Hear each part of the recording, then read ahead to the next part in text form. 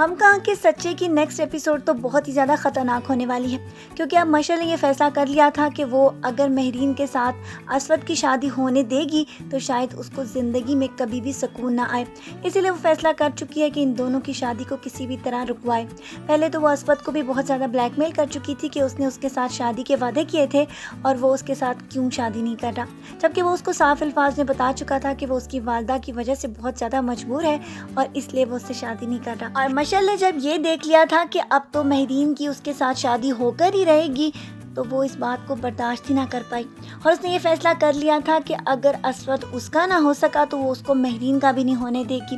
اسی لیے وہ بہت جلد یہ فیصلہ کر چکی تھی کہ وہ اپنی زندگی کا خاتمہ کر کے کچھ ایسا لکھ جائے گی یا ایسا کر جائے گی جس سے مہرین کی زندگی تباہ و برباد ہو جائے گی۔ ابھی تک تو کسی کو اس بات کا اندازہ ہی نہیں تھا کہ جو کچھ یہ کہہ رہی تھی یہ واقعی کر گزرے گی،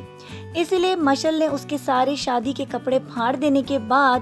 اس کو یہ بات ثابت کر دی تھی کہ وہ اس کی شادی نہیں ہونے دے گی۔ اور جب مہرین نے اپنے پھٹے ہوئے کپڑے دیکھے تھے تو اس کے بعد اس کو اس بات پر بہت غصہ آیا اور ان دونوں کی اس رات بہت زیادہ لڑائی بھی ہوئی، جسے ان کی کام والی نے بھی نوٹس کیا تھا۔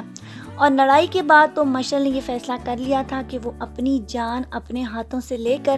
ان دونوں کی زندگی کو بھی اسی طرح تباہ و برباد کر دے گی۔ اور مشعل کی خودکشی کے بعد تو اسود کو اس پہ اتنا زیادہ غصہ آئے گا کہ وہ مہرین سے شادی تو کر لے گا لیکن اس کے بعد اس سے گن گن کر بدلے لے کر اس کی زندگی بھی اسی طرح تباہ و برباد کرنے والا ہے۔ نیکسٹ ایپیسوڈز میں آپ یہی دیکھتے چلے جائیں گے کہ اب مہرین کی زندگی کے جو برے دن شروع ہونے ہیں اب اس کے لیے اور بھی زیادہ بدترین ہوتے چلے جائیں گے، کیونکہ اسود اس کی زندگی میں اتنی زیادہ تباہیاں اور طوفان لانے والا ہے کہ جس کا آپ اندازہ بھی نہیں کر سکتے، کیونکہ اسود مشعل کی وجہ سے بیچاری مہرین کے اوپر اتنے زیادہ مظالم ڈھائے گا کہ آپ بے اختیار یہ کہہ اٹھیں گے کہ کیا کوئی انسان بھی کسی کے ساتھ اس طرح کر سکتا ہے۔ اور جب مظالم کے بعد اس کو اس بات کا پتہ چلے گا کہ جو کچھ بھی کیا تھا وہ مشعل نے کیا تھا تاکہ مہرین کی زندگی برباد ہو جائے تو تب بہت دیر ہو چکی ہوگی